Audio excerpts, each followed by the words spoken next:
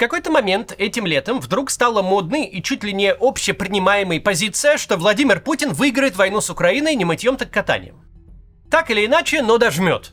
У Украины закончатся люди, или желание воевать, или политическая поддержка, не сейчас, так через год, 2, 5.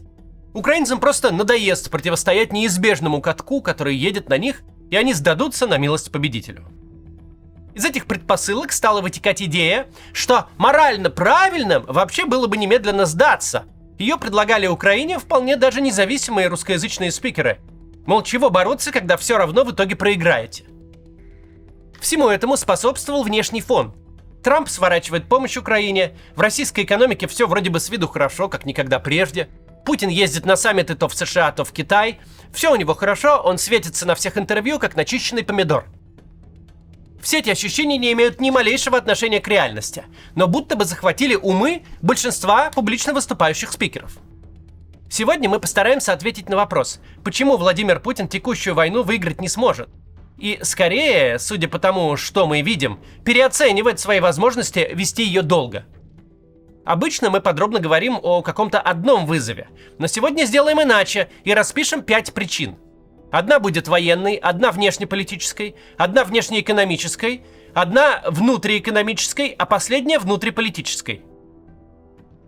Перед тем, как начнем, если у вас тормозит YouTube, WhatsApp или Telegram не звонят, в описании ссылка со способами обхода российских блокировок. Мы их регулярно актуализируем, а спонсирует эту рубрику MaxSwap. Они выпускают виртуальные криптокарты, с которыми вы можете оплачивать подписки на покупки за границей, как обычной картой. Ссылка на MaxSwap в описании. Начнем мы с военной проблемы, а именно с того, что войну в эпоху дронов, судя по всему, вообще нельзя выиграть. Расширение усилий, увеличение количества людей, снарядов, техники, расходов в войне нового типа не приводят к искомым результатам. Война России против Украины перевернула представление о войнах в принципе. Перемены, произошедшие за 3,5 года, смена эпох такого масштаба, что это сопоставимо разве что с изобретением арбалета, огнестрельного оружия и нарезных стволов. Со времен изобретения пулемета и дальнобойной артиллерии война не менялась настолько сильно, насколько изменилась с воцарением на поле боя дронов. Позиции сторон сегодня разделены не полосой в несколько сотен метров, которые ограничивает прицельная дальность стрелкового оружия. Такие полосы преодолеваются за несколько минут в атаке или быстро прогоном техники. Сегодня же все иначе. Позиции разделены полями смерти во многие и многие километры. Между траншеями теперь пустошь.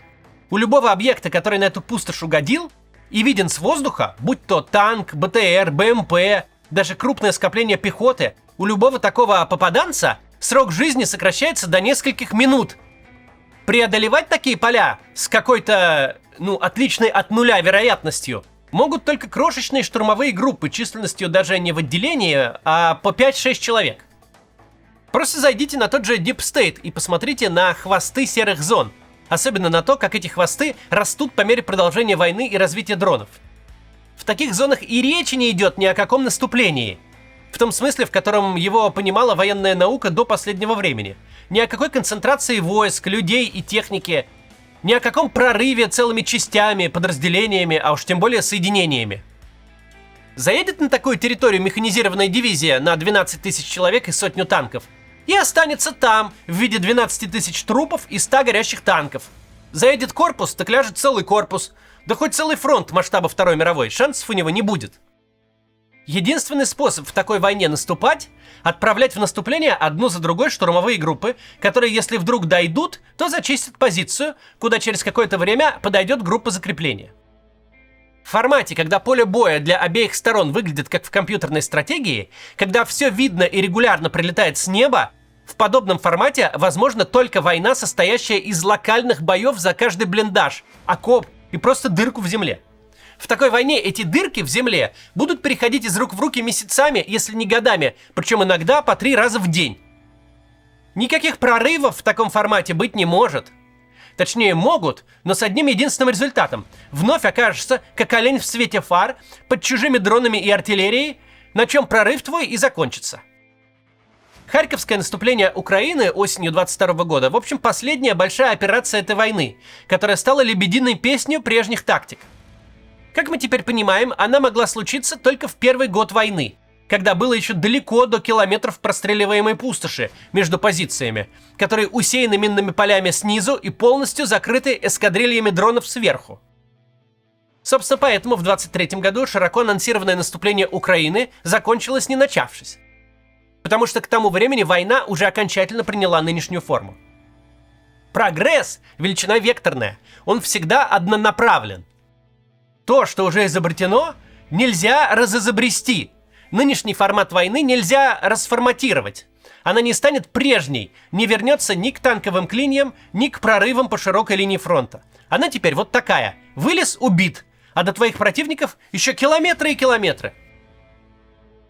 Из этого следует, что никакие действия на поле боя ни Путина, ни Украины статус-кво, видимо, не сломают. Да, Путин может объявить мобилизацию и пригнать на фронт 1 000 000 человек. Но весь этот 1 000 000 точно так же придется разбить на группы по 5-6 человек и бросить штурмовать блиндажи на удачу. Можно силами этого 1 000 000 боевые действия обострить, и продвижение пойдет на большем количестве направлений. Но не станет качественно другим, не станет быстрее. Это будет такое же движение на сотни метров в месяц, просто на линии фронта протяженностью не 200 километров в сумме, а 1000. Перед нами война, которая стратегически обречена. Если война продлится дальше, хоть на 3 года, хоть на 5, хоть на 10 лет, видеть мы все равно будем ту же картину. Причем чем дальше будут развиваться дроны, чем больше обе стороны будут вгрызаться в оборону, тем меньше шансов на успех у любых наступательных действий. Это война, которую можно закончить, но нельзя выиграть. Вторая причина – Дональда Трампа ломали и, судя по всему, сломали. Дональд Трамп больше не союзник, а скорее враг. Человек, который собирался лишить Украину любой помощи, теперь, оказывается, уже некоторое время усиленно помогает Украине в разведке для дальнобойных ударов. А теперь все более внятно говорит о поставках томагавков, дальнобойного оружия. Дональд Трамп вступил в должность, изо всех сил желая стать союзником Владимира Путина. Желание это было настолько самозабвенным, настолько нечувствительным к любому негативу, что его не так уж просто объяснить обстоятельствами реального мира. Да, Трамп считал, что Путин побеждает и хотел закончить войну, поддержав победителя. Но, безусловно, Трамп смотрит на международные отношения ровно как Путин. Считает, что сильные могут делать, что хотят, а слабым даже вякать не положено. Трамп плохо относится и к Украине, и лично к президенту Зеленскому, еще со времен скандала Буризма и Хантера Байдена, когда украинский президент отказался клепать для Трампа компромат на оппонента. Трамп изоляционист и искренне убежден, что обязательства по защите Европы навязаны США мошенническим образом. Он будто не испытывает особой симпатии к демократическим лидерам и институтам, предпочитая им крутых парней, которых все слушаются. Очень трудно представить себе какого-то другого человека в кресле американского президента, чья картина мира была бы настолько же близка к путинской. И все же это не объясняет, почему Трамп так долго терпел, что ему натурально в душу плюют. Причем публично и самым унизительным из возможных образом. Что со всеми его пиздилами, со всеми этими 2-3 неделями его просто выставляют на посмешище. В итоге автор книги «Искусство сделки» выглядит так, будто любая цыганка на Ярославском вокзале отправит его жить на теплотрассу. Выглядит так, что уже непонятно, как он хоть что-то сумел в жизни заработать. Даже человек, влюбленный в себя на 50 ступеней меньше, чем влюблен в себя Трамп, перестал бы набиваться в друзья, натыкаясь только на обман и унижение задолго до Аляски. Полгода Путин глумился над американским президентом так, будто он ему одноклассник терпила и получал ни с чем не сравнимое удовольствие. Но слишком уж очевидный перебор случился именно на Аляске. От этой встречи Трамп ждал большой и красивой победы. Встретил Путина как президента галактики, с почестями, выходящими далеко за пределы формального протокола. Будь у Путина в голове что-то кроме гордыни, он бы понял, тут пора бы уже что-то дать. Хоть тоже воздушное перемирие хотя бы. Но не дал ничего. Тем временем Трамп проходил собственную эволюцию взглядов. История с Израилем внезапно показала, что союзники, вообще говоря, лучше противников. Это, как оказалось, не такая простая мысль. Оказалось, что если ты помогаешь союзникам, тем, кто Америку уважает и хорошо к ней относится, то не нужно проходить на этом пути по дороге унижений. Тебя сразу любят, ценят, вокруг пальца не обводят и не издеваются. Помощь союзникам, с одной стороны, де-факто ничего не стоит. У США всяких штук, которые летают и взрываются, как у дурака фантиков, от сброса противобункерной бомбы на иранский ядерный завод Штаты обеднели ровно на $0. Не сбросили бы, но лежала бы бомба до истечения срока хранения и была бы утилизирована после. С другой стороны, когда союзник делает большой бабах, когда союзник при твоей поддержке выглядит победителем, то и ты выглядишь победителем. Ты можешь гордо приехать как главный миротворец, и союзник, сделавший при твоей помощи все, что считает нужным, тебя не обманет, не подставит, не выставит простофилей, а даст тебе самую лучшую сцену для любых твоих миротворческих инициатив. Эволюция Трампа в сторону поддержки Украины чрезвычайно запоздалая, но совершенно закономерная. Зачем поддерживать того, кто ноги об тебя вытирает и явно проваливается? Того, кто увяз в войне по уши и не способен выдать результат? При равенстве сил лучше поддержать союзника, чем хамло и балабола, у которого за душой нет ничего, кроме понтов.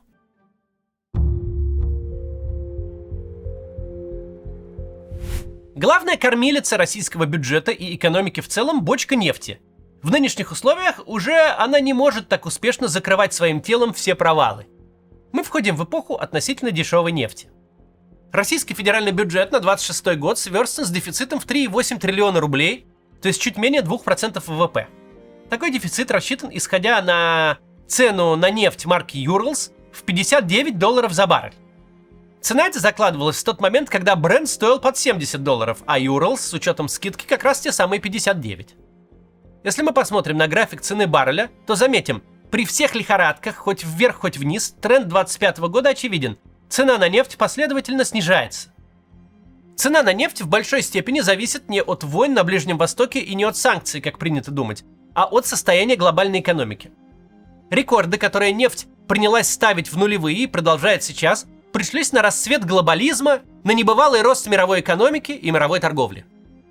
В 2000 году, когда Путин вступил в должность президента России, в Китае было 18 миллионов автомобилей. Сегодня их в 20 раз больше. В 2000 году авиакомпании всего мира перевезли немногим более 1,5 миллиарда пассажиров. В 2024 году 9,5 миллиардов. Понятно, что кто-то летает 10 раз в месяц, а бездомный из Бангладеш летает 0 раз за всю жизнь. Но в среднем житель Земли сейчас летает больше 1 раза в год. А в 2000 году летал всего четверть раза. Пластика 25 лет назад выпускали 213 миллионов тонн, а в 2024 году вдвое больше. Аналогично выросли морские перевозки с 6 миллиардов тонн в 2000 до 12-13 миллиардов в 2024. Важно понимать, сверхприбыльность нефти на протяжении минувшей четверти века обеспечена именно тем, что растущая глобальная экономика по всем ключевым направлениям стала потреблять кратно больше нефтепродуктов.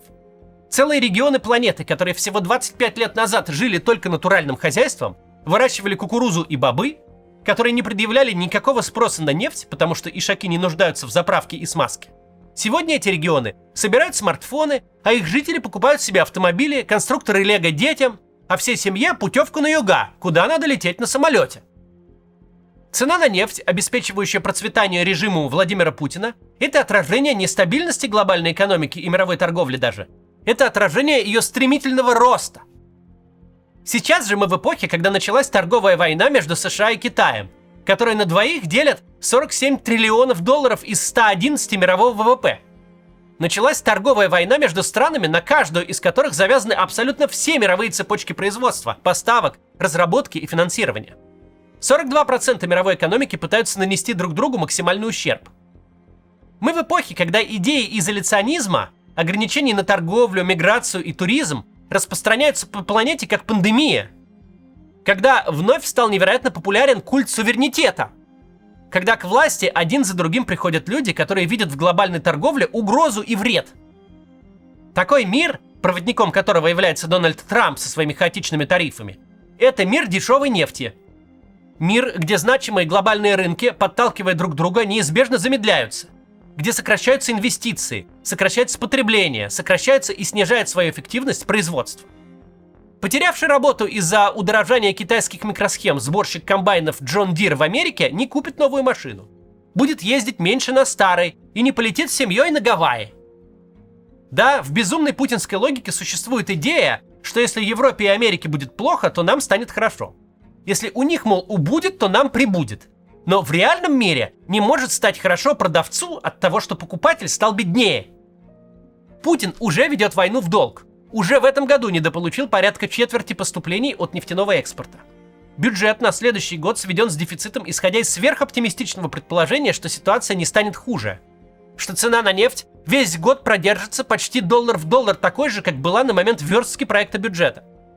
Но у нас нет ни одного основания предполагать, что так будет, в частности потому, что это уже не так. Выдавать цену на нефть за собственную силу, воевать с расчетом на бесплатные нефтебабки, так будто они никогда не закончатся, это явно не то, чем можно глобально заниматься во второй половине 20-х годов 21 века.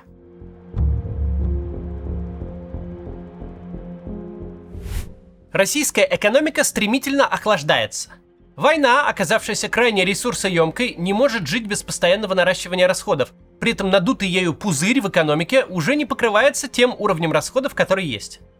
Военное кейнсианство закончилось. Рост российской экономики на войне ожидаемо оказался иллюзией и просто прожиганием ресурсов, которых больше нет. Сегодня, кажется, уже не осталось оптимистов, которые считают, что импульс военных расходов в российской экономике продолжает работать. Мы с вами об этом говорили ровно год назад и в целом верно предсказали ситуацию. На этом празднике раздачи бюджетных денег можно было погулять, но он не мог продолжаться бесконечно. Как в любом пузыре, слишком многое в российской экономике было завязано на неадекватный рост доходов и потребления в тех отраслях, тех социальных слоях, тех городах и регионах, где денег отродясь не бывало. Слишком многое было завязано на то, что будет бесконечно продолжаться гонка зарплат, которая началась в военке, а следом естественным образом захватила все остальные сферы. В такие периоды неизбежно возникает феномен богатства, когда люди внезапно и временно в течение года-двух вместо 30 тысяч начинают получать 130 и начинают не только жить на все 130, предъявляя спрос на товары и услуги, на все деньги, но легко убеждают себя, что через пару лет у них будет 300 и начинают тратить так, будто деньги эти уже есть. Люди залезают в долги и кредиты. Остальная экономика тут же реагирует и включается в порочный круг, отвечая на неадекватный спрос неадекватным предложением. Строится жилье, которого не должно было быть построено. Делаются ремонты, которых не должно было случиться. Завозятся и производятся товары, которые не должны были оказаться проданы. Когда хозяин суши-бара видит, что у него с утра до вечера полная посадка, когда хозяин мебельного цеха видит, что производство теперь пашет в 3 смены и все равно не справляется, когда у импортера товары до склада не успевают доехать, тогда всем им приходит в голову очевидная мысль. Не имеет значения, есть ли у них свободные деньги, есть ли сбережения, сколько стоит заемный капитал. Нужно открывать второй суши-бар, второй мебельный цех, привозить кофеварки не сотнями штук, а десятками контейнеров. И неважно, на каких условиях, ведь все равно отобьется. Пузырь, в данном случае надутый бюджетом, это ситуация, когда потребителю, который уже должен банку 3 года своей работы, продает товары и услуги продавец, который банку должен 3 своих почки. Ожидания обоих основаны на том, что у потребителя завтра будет втрое больше денег. Откуда мы знаем, что в России сейчас все так? Мы это знаем из статистики ЦБ об объеме выданных кредитов. Несмотря на бешеную ключевую ставку, объем выданных кредитов предприятиям и населению значимо не падает. Рекордное значение почти в 9 триллионов рублей за месяц было достигнуто в декабре 24-го, когда ставка уже 2 месяца была 21%. Сейчас, стоит только ЦБ ослабить денежную политику, опустить ставку до 17, как кредитование снова быстрыми темпами идет в рост. Вместе с кредитованием быстро растет объем просрочки, образуется все больше плохих кредитов, граждане и предприятия все хуже их обслуживают. Когда же оказывается, что у потребителя зарплата не выросла в 3 раза, как он рассчитывал и подо что занимал, то тогда плохо становится не только ему. Начинает схлопываться весь пузырь. Оказывается, что за второй ресторан и второй цех должны столько, что придется закрывать и первые. Что взятый в кредит эшелон кофеварок некому продать. Что достраивать дом не на что и незачем, потому что там некому жить. И цепочка идет дальше. Разоряются не только предприниматели, у которых исчез покупатель. Разоряются продавцы, официанты, строители, которым теперь тоже нужно думать, как отдавать взятые в хорошие времена займы и закрывать кредитные карты, а не о том, как бы больше потреблять. Это и есть охлаждение, как говорит Путин, или кризис. Для Путина и его войны это означает новый бюджетный шок. Меньше денег придет не только от нефти, но и от несырьевых налогов. Нынешний бюджет сверстан, исходя из роста экономики. Чисто номинального на 1,3%, но роста. Стагнация, а уж тем более рецессия, потребует смириться не только с падением доходов, но и с необходимостью вновь нарастить расходы. Уже не на войну, а на спасение тех отраслей, где исчез спрос. Придется жить с гораздо большим дефицитом, по сравнению с которым дефицит этого года в 5,7 триллионов покажется детским лепетом. Причем финансировать дефицит этот станет гораздо сложнее, ведь граждане и предприятия с упавшими доходами и выросшими долгами пойдут забирать свои депозиты, а у банков закончится избыток денег, которые нужно срочно распихать в ОФЗ, то есть дать в долг правительству, потому что так велит регулирование. Все это не сулит ничем хорошим.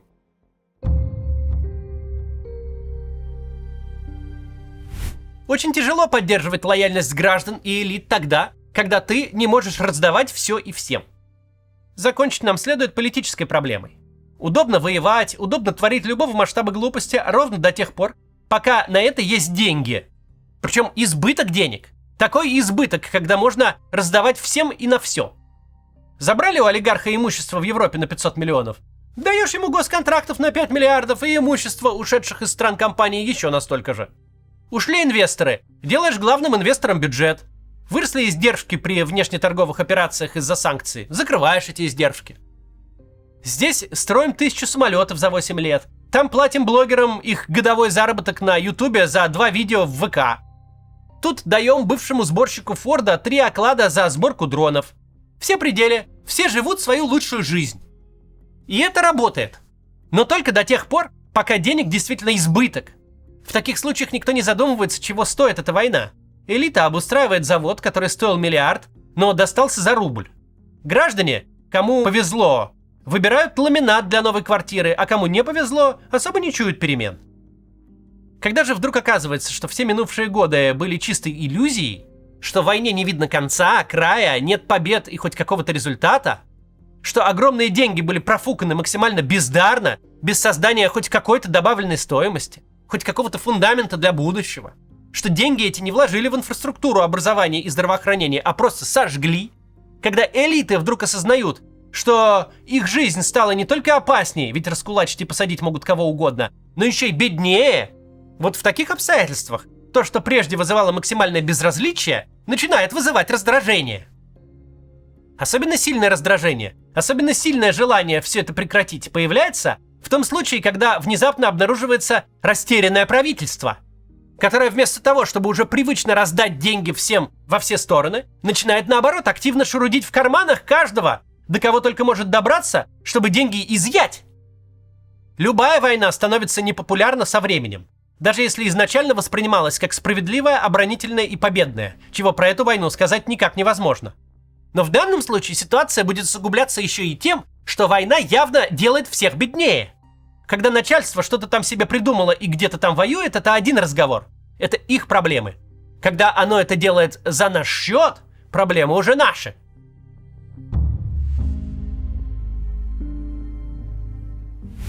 Следует ли из нашего сегодняшнего разговора, где нет ни одной спасительной идеи, что война закончится завтра, через месяц или даже через год? К сожалению, не следует. Скорее следует, что она будет приносить все больше реального вреда в то время, когда избытка ресурсов на его покрытие уже нет. Нефтеперерабатывающие заводы горят как раз тогда, когда нет лишних денег ни на компенсацию убытков от этих взрывов, ни на то, чтобы субсидировать ценник на заправках. Ресурсы оказались потрачены именно к тому моменту, когда они нужнее всего. Заначки на черный день закончились в момент его наступления. Уже с грядущего года воевать будет сильно тяжелее. Продавать войну элитам и гражданам будет сильно тяжелее. Это ситуация, которая выглядит как падающего толкни. У регионов будет меньше денег за счет сокращения экономической активности. Им даст меньше денег федеральный бюджет. Они будут вынуждены сокращать премии за заключение контракта, что уже происходит. И все это на фоне того, что за текущие деньги людей идет меньше. Люди станут дороже, возможность им платить станет меньше. Ты всех уже, то есть, приучил к выплатам по 3 миллиона, а теперь нужно платить 5, а лучше 7, чтобы хоть кто-то пришел. А у тебя есть только 1 миллион. Ты тратишь больше, чем есть, чтобы получить меньше, чем хочешь. И схема эта воспроизводится в каждой отрасли. Отвечая на вопрос Владимира Путина, можно ли воевать 20 лет, как Петр I, скажем честно, можно. Если все 20 лет у тебя такой избыток ресурсов, политических, людских, экономических, что можно их тратить так, будто они никогда не закончатся. В противном случае, а именно в случае самого Путина, нельзя. До завтра.